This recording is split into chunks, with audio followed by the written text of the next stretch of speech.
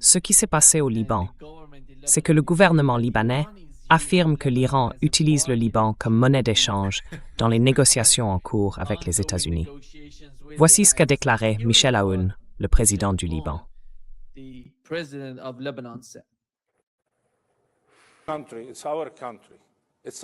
C'est notre pays, c'est notre devoir. Ce n'est pas à vous de vous mêler de nos affaires. Je rejette totalement cette déclaration, parce que notre peuple est tué, nos maisons sont détruites. Ils utilisent le Liban comme monnaie d'échange dans leurs négociations avec les États-Unis. C'est inacceptable. Et ici aussi, le Hezbollah doit le comprendre. Le Hezbollah doit comprendre qu'il n'y a pas d'autre voie que de s'asseoir et de discuter. Pas d'autre moyen de résoudre ce problème et de sauver ce qu'il reste, sinon par la négociation et la diplomatie. Ce qui m'étonne, c'est qu'il dit Hezbollah, alors que le vrai nom, c'est Hezbollah. Et c'est quand même le président du Liban.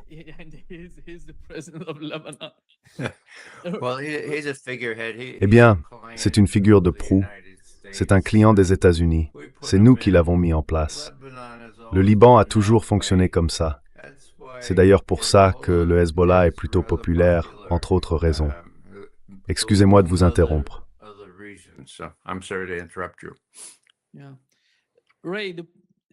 Oui, Ray. Le fait est que l'Iran a d'une certaine manière changé de stratégie concernant le Liban et Gaza. Ils ont déclaré qu'il n'y aurait pas d'accord avec les États-Unis sans prendre en compte le Liban et Gaza.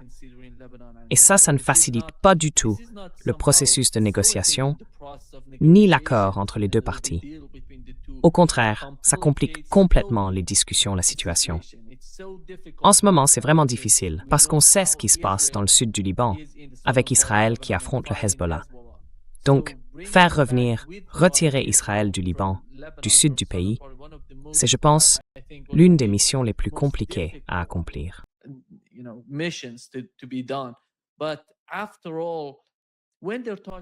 Mais après tout, quand ils parlent de l'Iran qui utiliserait le Liban comme monnaie d'échange, qu'est-ce qu'ils ont vraiment en tête?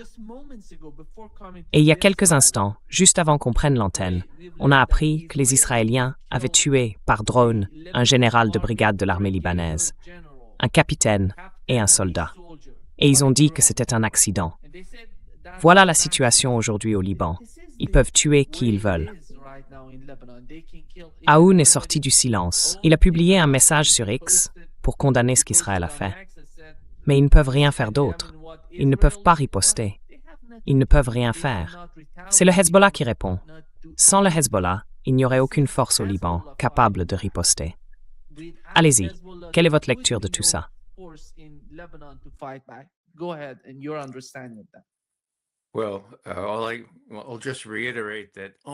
Eh bien, je vais simplement redire qu'Aoun n'est pas vraiment un homme libre, pour ainsi dire. Il avait l'air un peu dépassé, non? On aurait dit qu'il s'inquiétait un peu de ce qui allait lui arriver, parce qu'il est remplaçable. Soyons honnêtes, les États-Unis peuvent le remplacer comme ils le font régulièrement avec les hauts responsables libanais. Donc au fond, tout ça revient à comprendre un pays, l'Iran, qui prend la résistance au sérieux, qui prend le droit international au sérieux, et le droit, selon ce même droit international, pour les peuples sous occupation illégale, de résister et d'agir contre les occupants. Alors, est-ce que c'est légal? Oui, c'est légal. D'accord. Est-ce que c'est reconnu par le droit international? Oui, tout à fait. Ah, mais la violence, on ne peut pas y recourir? Si, on peut. C'est légal, d'accord? Mon arrière-grand-père a pris les armes contre un occupant. C'était la Grande-Bretagne.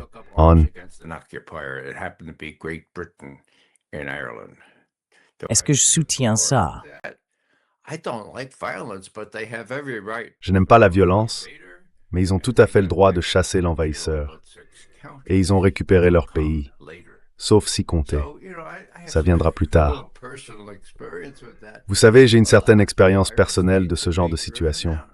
Les autres occupants doivent être expulsés. Aujourd'hui, dans le climat post-colonial, les puissances occupantes ne sont plus tolérées. Et si on regarde les aspects juridiques, je vais simplement reprendre ça une fois de plus, parce que certains de vos téléspectateurs ont peut-être besoin qu'on leur rappelle.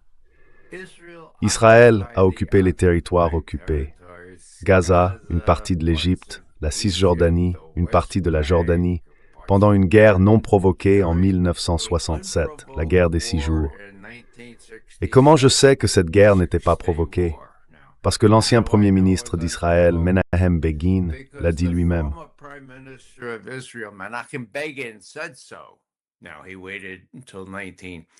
Alors, il a attendu jusqu'en 1982 pour, avec un culot assez incroyable, se vanter de ce fait lors d'une conférence publique à Washington. Il a dit, soyons honnêtes, ces formations égyptiennes dans le Sinaï, elles ne représentaient aucune menace pour nous. On a juste décidé de les attaquer. Voilà comment ça s'est passé. C'était une occasion de les frapper. Nous n'étions pas menacés par les troupes de Nasser. Eh bien voilà. Donc, entre 1967 et 1982, est-ce qu'il y a eu une réaction à l'ONU à cette déclaration de 422? Non. Non, mais il y en a une en 67. Et pour conclure, tout le monde, y compris toutes les délégations du Conseil de sécurité de l'ONU, a condamné Israël en novembre. La résolution 242, d'accord, disait que les forces israéliennes devaient se retirer des territoires occupés. Et c'est là qu'on en est aujourd'hui. Ils ne l'ont pas fait. Au contraire, ils ont défié la communauté internationale et ils s'en sont même vantés.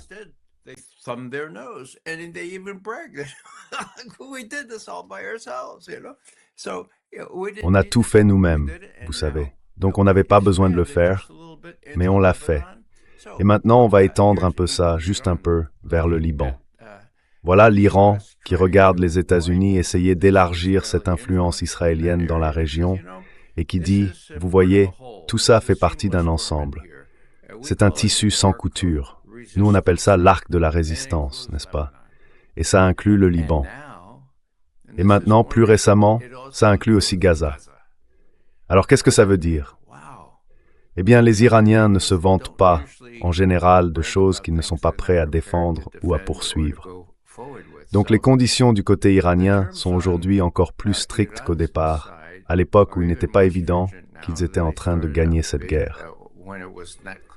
Alors, dans un cadre de justice et en droit international, je vais citer encore une fois, c'était que Samuel Pompersha là dans un organe des Nations Unies et à Genève.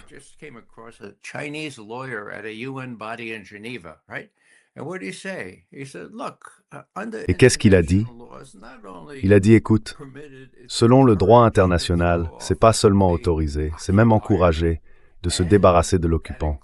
Et ça inclut l'usage de la violence pour y parvenir.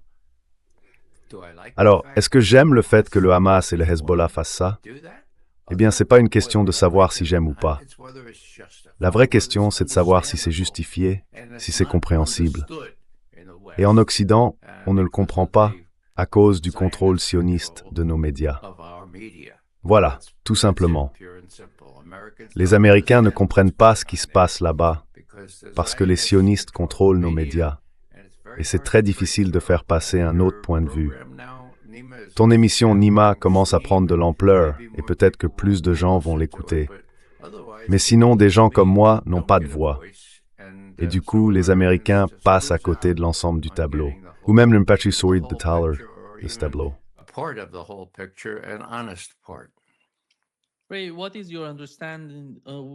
Ray, comment tu comprends ce qui se passe entre Donald Trump et Benjamin Netanyahou? On a eu ce rapport sur Axios. Ensuite, Donald Trump en a parlé, Benjamin Netanyahou aussi, à propos de cet appel téléphonique. On sait que la situation n'est pas bonne pour Donald Trump et qu'il veut se dégager de ce qui se passe là-bas. Mais il y a encore beaucoup à faire avant de quitter la région. Il doit faire beaucoup pour Israël, pas pour les États-Unis. Je pense que les États-Unis peuvent se retirer de la région sans rencontrer de vrais problèmes. Mais le problème, c'est qu'Israël, dans la situation où il se trouve aujourd'hui, ne le peut pas. Israël s'est mis dans cette position tout seul parce qu'ils ont convaincu l'administration Trump qu'il pouvait faire quelque chose en Iran, qu'il pouvait provoquer un changement de régime, que ce serait rapide et magnifique, grand et magnifique. Et voilà, Ray, ce que Robert Kagan a dit il y a 2 jours dans son interview à propos de la situation actuelle. in his interview about the situation right now. On voit très clairement maintenant à quoi ressemble l'avenir. L'Iran contrôle le détroit. Il ne semble y avoir aucune chance que les États-Unis puissent le rouvrir par la force militaire. Trump ne veut clairement pas le faire. Ce qui veut dire que le détroit restera ouvert, mais sous une nouvelle direction. Ce sera une direction iranienne. Autrement dit, ce sont eux qui décideront qui entre, qui sort, à quel rythme et à quel prix. Parce qu'ils feront payer, tôt ou tard, c'est certain. Et ça donne à l'Iran un pouvoir énorme, à la fois dans la région et dans le monde. On voit déjà ce pouvoir s'exercer aujourd'hui avec la crise au Liban et la manière dont Trump la gère.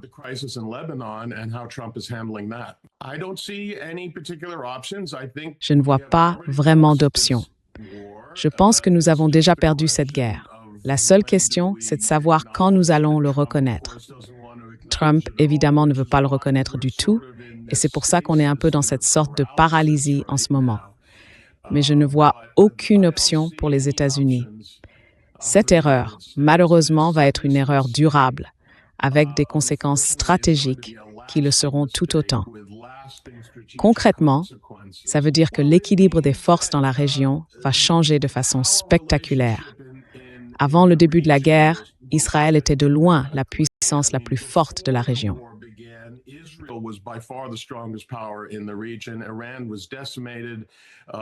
L'Iran était décimé, faible, isolé. Après la guerre, avec l'Iran qui contrôle le détroit, c'est lui qui va dicter les règles. Vous verrez les États du Golfe passer des accords avec l'Iran, ils ont déjà commencé à le faire. Et vous verrez l'Iran exercer une influence sur le comportement d'Israël comme il le fait en ce moment au Liban. L'Iran voulait la fin des bombardements israéliens sur Beyrouth. Il l'a exigé. Et Trump a appelé Bibi Netanyahou pour lui dire d'arrêter. Voilà ce qui nous attend. Israël va se retrouver extrêmement isolé. L'Iran, lui, sera en position d'exercer une pression jusque sur des pays aussi éloignés que le Japon ou la Corée, qui dépendent totalement de l'accès aux ressources énergétiques du Golfe, que l'Iran sera en mesure de contrôler.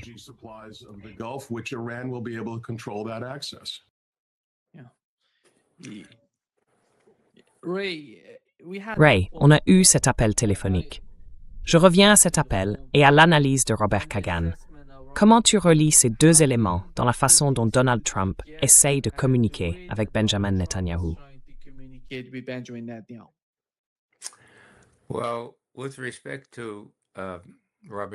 bien, avec tout le respect que je dois à Robert Kagan et avec tout le respect que je dois aussi au rat, on dirait un rat qui saute d'un navire en train de couler. Pourquoi n'a-t-il pas dit tout ça plus tôt? Pourquoi n'est-il pas intervenu avant, au lieu d'encourager les États-Unis d'Amérique à se lancer dans des guerres pour Israël? La première grande, c'était en Irak, et Kagan, avec ses amis, ce sont eux qui ont convaincu Bush et Cheney de le faire. Franchement, j'en étais presque malade en l'écoutant. Oui, la situation a changé, mais c'est en partie de sa faute. Je ne dirais pas l'adjectif qui me vient à l'esprit. Donc oui, c'est vraiment compliqué, non? Là, Trump montre qu'il est capable de retenir Netanyahou de raser Beyrouth. Pardon pour le mot. Bon, ça c'est bien.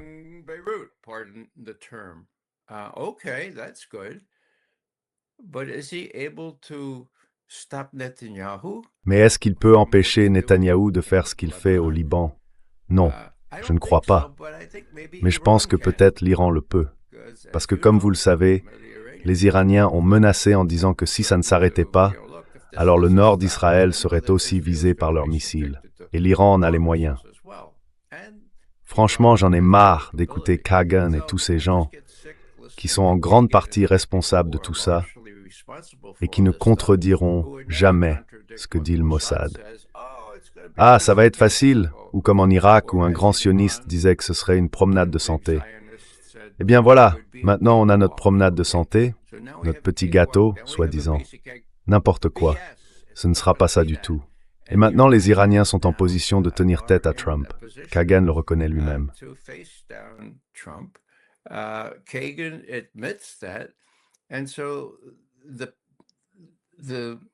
Et donc la réalité du monde a encore connu un bouleversement majeur. Le premier, c'était le rapprochement entre la Russie et la Chine. Et maintenant celui-ci, où l'Iran s'impose, tandis que Trump se retrouve dans une position vraiment délicate. Si Beyrouth ou si le Liban continue d'être la cible d'attaques israéliennes, j'ai toute confiance dans le fait que l'Iran fera valoir sa volonté contre les Israéliens dans le nord d'Israël. Ils en ont les moyens, et les Israéliens le savent très bien. Alors pourquoi? Pourquoi Trump est-il incapable de prendre une décision raisonnable et de dire « Écoutez, peut-être qu'il l'a fait. Peut-être qu'il a dit, avec les mots crus qu'il emploie souvent, comme l'a rapporté Axios, peut-être qu'il a dit « Stop, ça suffit. » Mais est-ce que ça va vraiment s'arrêter? Now, is that gonna stop? It won't stop until we stop giving Israel military aid, okay? Are we gonna do that? Well, doesn't look like. Not only that, we're meshing the Israeli and the American army together, for God's sake. So he's got people, that is, Trump has people in Washington, in Congress, in AIPAC, and he's got Netanyahu, a slippery guy, to deal with. And I will add just one extraneous but pertinent element, I would suggest, and that is Epstein. I think Netanyahu has tapes, videos, whatever, that could embarrass Trump and perhaps his wife, so that they could no longer function at all. That's blackmail. There's really are not above blackmailing people. As a matter of fact, well, I won't go on any longer. That's the Lebanon thing. And the last thing I'll say is that this arc of... Et la dernière chose que je voudrais dire, c'est que cet arc de résistance ne repose pas seulement sur le droit international, y compris le recours à la lutte armée. C'est aussi quelque chose que les Iraniens prennent très au sérieux, d'une manière qui pour moi est presque édifiante, tu vois. Je veux dire, si j'étais, disons, un type de la réalpolitik, un Américain qui se met à la place des Iraniens, je me dirais, bon sang, laissez donc le Liban se débrouiller. Laissez ces gens-là régler leurs affaires eux-mêmes. Nous, on a un accord ici. Pas besoin d'y inclure le Liban. Mais non, il y a là une position de principe, liée à l'idée même de résistance. Et comme je le dis souvent, la résistance, c'est un sujet que je connais un peu par mon propre parcours. Et toi aussi, Nima, tu sais de quoi je parle. Alors, d'une certaine manière, la résistance mérite d'être saluée, pas critiquée.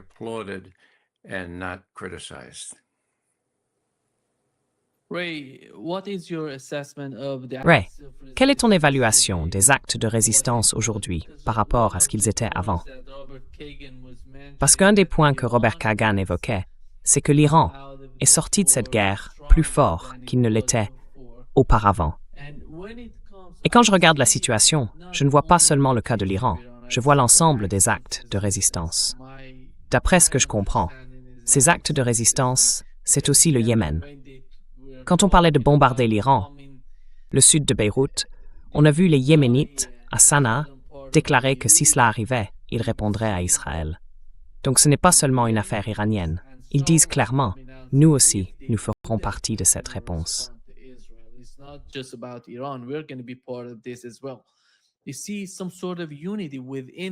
On voit une forme d'unité dans les actes de résistance, parce qu'ils le veulent.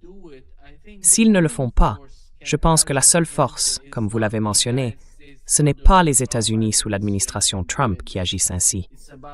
Il s'agit des actes de résistance eux-mêmes, de la façon dont ils changent leur stratégie.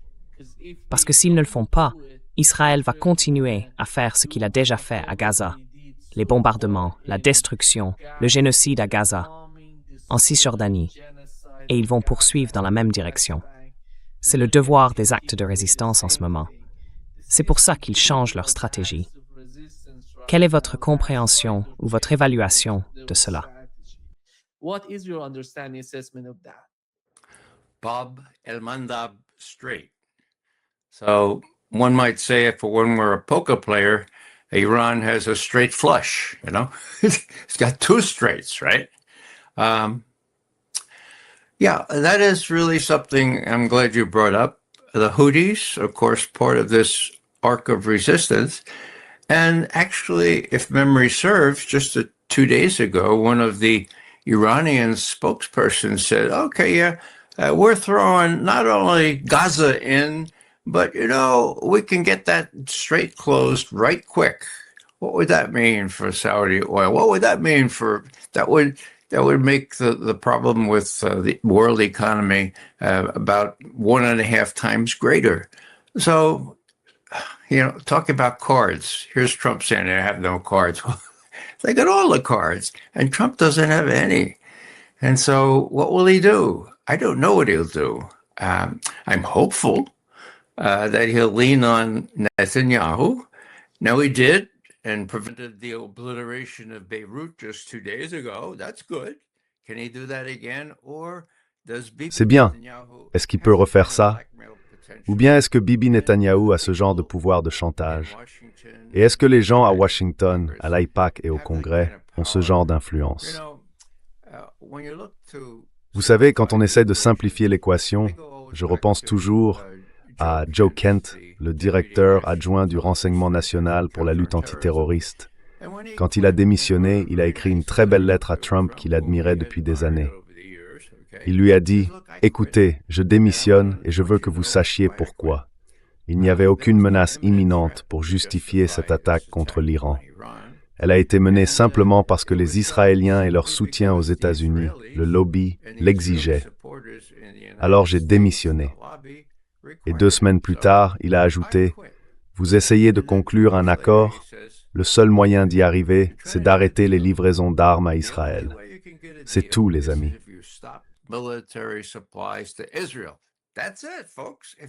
Oubliez tout le reste. Et voilà, ça aurait réglé le problème. Mais à la place, eh bien, on sait très bien ce qui se passe au Congrès. Ces gens-là sont achetés et revendus par les lobbies. Donc voyez, ça ne peut pas bien finir. Trump s'est mis dans ce fichu pétrin, tout seul, évidemment, en écoutant ces très malins responsables du renseignement israélien du Mossad, qui lui ont fait une super présentation PowerPoint, à lui et à ses conseillers. Et ces conseillers, il faut le dire, n'ont pas pipé mot. Ils sont restés assis là, pas un mot. Ils n'ont pas eu le courage de dire que tout ça, c'était du grand n'importe quoi. Ah, mais attendez, le lendemain, quand ils ont appelé Maggie Haberman du Washington Post, qui écrivait un livre sur tout ça, là oui, ils lui ont raconté à quel point ils étaient en désaccord, à quel point l'idée était stupide.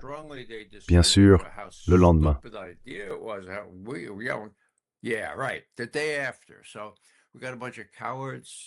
On a donc une bande de lâches en place. On a Pete Hegseth, qui n'est pas vraiment quelqu'un de très équilibré, si je peux dire ça comme ça. Et ces gens-là ont l'oreille de Trump. Encore plus, Marco Rubio, c'est lui le canal par lequel toutes les informations passent vers le président. C'est comme ça que ça marche. C'est comme ça que ça a toujours marché. Le conseiller à la sécurité nationale, en l'occurrence Rubio, dans son ambition de devenir secrétaire d'État, contrôle tout ce qui arrive jusqu'à Trump. Alors réfléchissez. Réfléchissez à ce qui va se passer à Cuba, entre autres. Pensez à quel point le président est mal informé et à ce qu'il faudrait pour lui faire comprendre qu'il ne peut pas agir de manière indépendante et ramener les Israéliens à la raison, comme il a montré qu'il en était capable tout récemment, il y a 2 jours, en empêchant le bombardement total de Beyrouth.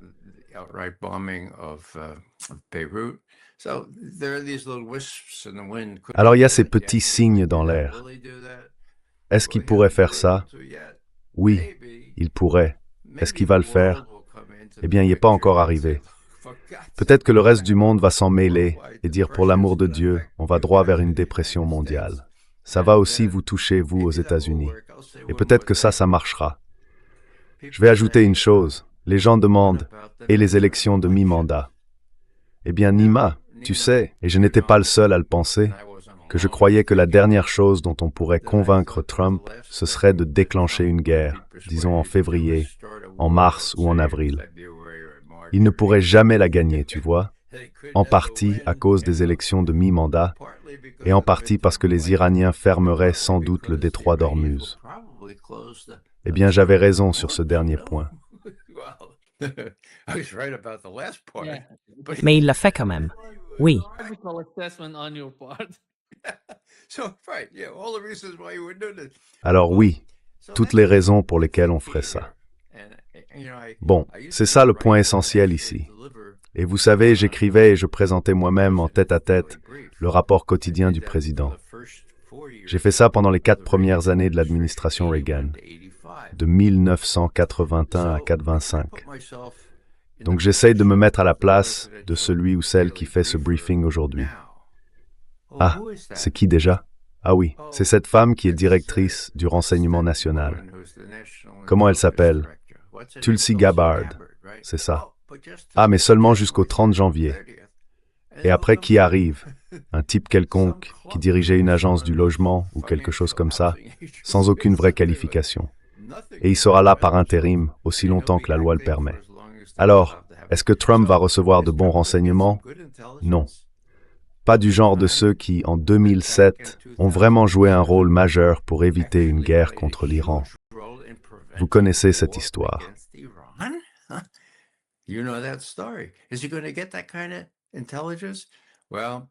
Est-ce qu'il va obtenir ce genre de renseignements? Eh bien, John Radcliffe ne va pas les lui donner. Peut-être que quelqu'un pourra, enfin, les Veterans Intelligence Professionals for Sanity pourront essayer d'apporter une vraie analyse.